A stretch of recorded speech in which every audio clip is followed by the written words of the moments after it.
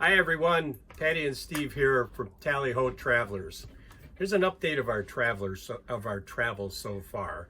We left Willow Beach Campground in Scott, Arkansas on Sunday, February 16th. And yes, we're a little bit behind on our updates. Willow Beach is a very, very nice recreation area. Small RV campground, or a small campground, because not only RVs, I think tents can go there as well. But compared to the whole park itself, it's a small campground. There's only 21 sites, but they have water and they have electric. And they also have a nice restroom and a bathhouse, which is always nice. I think I've said it before, we can take a shower here in our RV, but sometimes it's nice to go and take it elsewhere because it's a little bit bigger. There's picnic tables available all over the recreation area. We stayed a week in Willow Beach and had a few rainy days. It wasn't too wet. We had a campfire and some nights it went below freezing. Yeah, I'm so glad we brought our winter coats, trust me. The campground is located right on the Arkansas River near the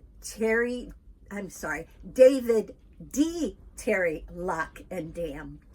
It's a Corps of Engineers park, and we love staying at the Corps of Engineers parks because they're always along the water. They take care of the waterways, dams, things like that. So when we come to the Corps of Engineer parks, they're always by the water. And the sights and the sounds of the water, I just find it so relaxing. Yeah, awesome. It's just the awesome. best. Yeah.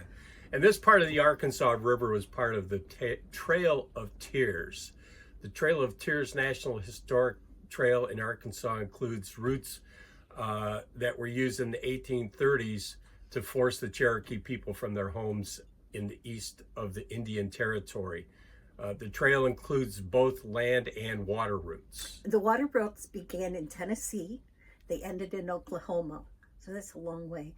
Followed the Tennessee, Ohio, Mississippi, and Arkansas rivers. And the journey was over 1,300 miles. They traveled on steamboats and keelboats that were towed by the steamboats.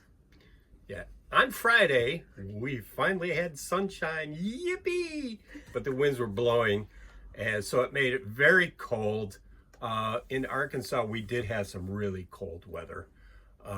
Thank goodness we brought our winter coats. We decided to venture out to the Plum Bayou Mounds, Archaeological State Park, just a few miles down the road. This park contains the largest and most complex mound site in the state of Arkansas. The site was a ceremonial, say that 3 times fast, ground for prehistoric Native Americans, and stands today as an important and fascinating piece of history. There is still ongoing archaeological research happening right now. They have things marked out all over the area, the site, where they're going to continue to do some more archaeological digs to see what they can find. And Mound A is the tallest mound in Arkansas at 49 feet.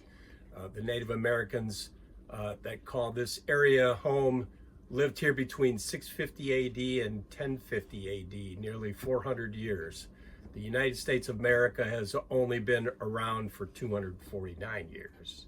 Plum Bayou people most likely aligned the mounds to the shifting sun in order to identify the change of seasons for planting and harvesting, as well as scheduling their ceremonies and their feasts.